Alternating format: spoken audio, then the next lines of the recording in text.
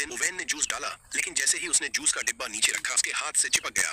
जब उसने दूसरी हाथ से हटाने की कोशिश की तो वो भी चिपक गया, और जब उसने कांच का गिलास उठाया तो वो उसके हाथ में ही चकनाचूर हो गया। स्कूल में जहाँ बाकी बच्चे किताबें पढ़ते थे, ओवेन उन्हें खाने की चीज समझ बैठता था। और हैरानी की बात ये थी कि जब वो पेशाब करता तो टॉयलेट का फ्लश खुद को उसका चेहरा समझने लगता। ओवेन की ताकत का कोई जवाब नहीं, उसके बस हाथ उठाने से कार पलट जाती थी।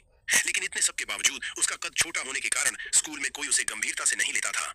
ग्रुप फोटो में भी उसका सिर नजर नहीं आता। पर ओवेन था एक जबरदस्त मार्वल। ओवेन छत पर बैठकर सेब काटते काटते सोच में डूबा था। तभी उसने देखा कि दो बच्चे एक और बच्चे को तंग कर रहे हैं।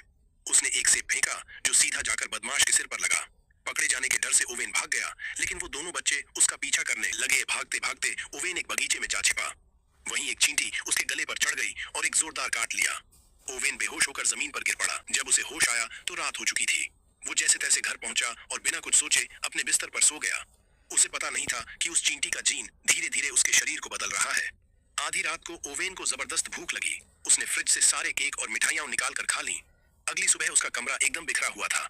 नाश्ते के दौरान फिर वही अजीब घटना हुई। जूस का डिब्बा फिर से उसके हाथ से चिपक गया, लेकिन उसके पापा ने जैसे ही उठाया आसानी से निकल गया। गिलास उठाने पर फिर वही गिलास टुकड़े टुकड़े हो गया। उसके पिता बोले, अब से घर में सिर्फ स्टील के गिलास आएंगे। स्कूल का समय हो गया तो ओवेन दौड़ता हुआ स्कूल पहुंचा। क्लासरूम का दरवाजा जैसे ही उसने खोला, पास खड़ा बच्चा हैरान रह गया।